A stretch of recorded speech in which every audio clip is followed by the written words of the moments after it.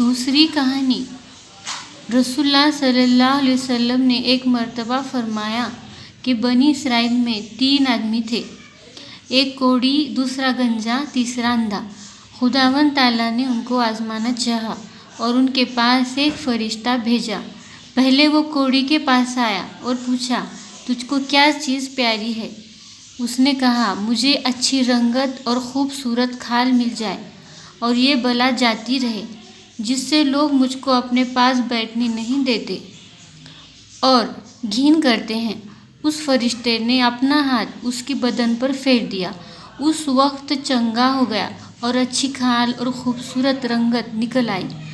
پھر پوچھا، تجھ کو کون سے مال سے زیادہ رغبت ہے؟ اس نے کہا، اونٹ سے۔ بس ایک گابن اونٹنی بھی اس کو دے دی اور کہا، اللہ تعالیٰ اس میں برکت دے۔ پھر گنجے کے پاس آیا اور پوچھا، تجھ کو کون سی چیز پیاری ہے؟ کہا، میرے بال اچھے نکل آئے اور یہ بلا مجھ سے جاتی رہے کہ لوگ جس سے گھن کرتے ہیں۔ فرشتے نے اپنا ہاتھ اس کے سر پر پھیر دیا، فوراً اچھا ہو گیا اور اچھے بال نکل آئے۔ پھر پوچھا، تجھ کو کون سا مال پسند ہے؟ اس نے کہا، گائے۔ بس اس کو ایک گابن گائے دے دی اور کہا، اللہ تعالیٰ اس میں برکت بخشے۔ پھر اندھے کے پاس آیا اور پوچھا، تجھ کو کیا چیز چاہیے؟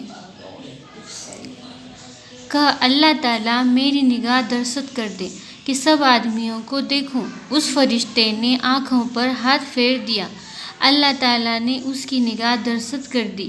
پھر پوچھا، تجھ کو کیا مال پیارا ہے؟ کہا، بکری۔ اس کو ایک گابن بکری دے دی۔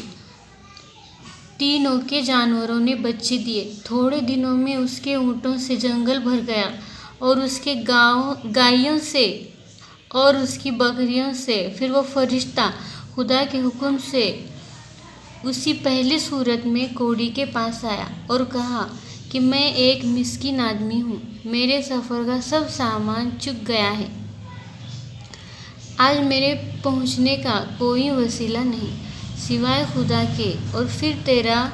میں اس اللہ کے نام پر جس نے تجھ کو اچھی رنگت اور عمدہ کھال عنایت فرمائی تجھ سے ایک اونٹ مانگتا ہوں۔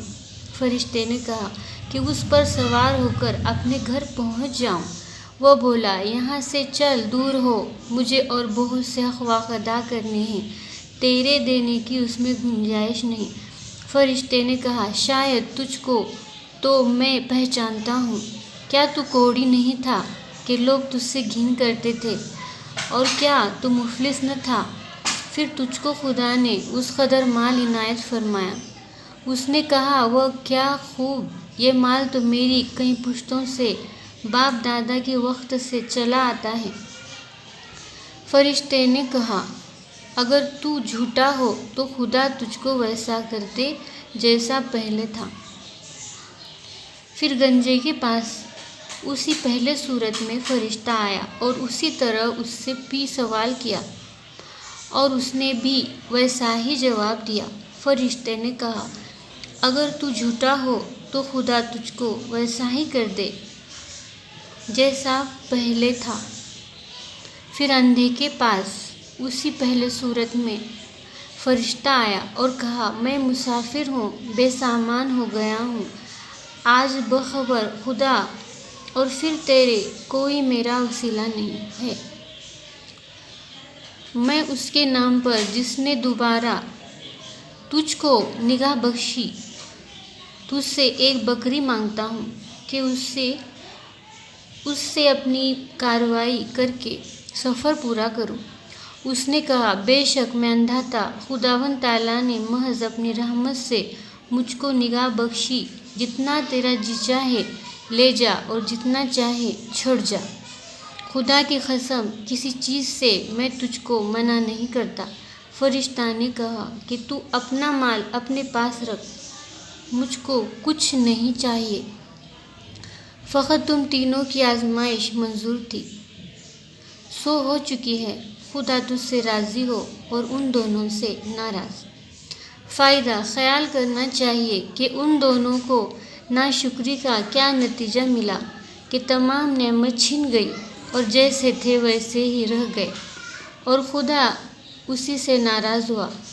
دنیا اور آخرت دونوں میں نامراد ہے، اور اس شخص کو شکر کی وجہ سے کیا عوض ملا کہ نعمت بحال رہی اور خدا اس سے خوش ہوا اور وہ دنیا آخرت دونوں میں شاد و بامراد ہوا۔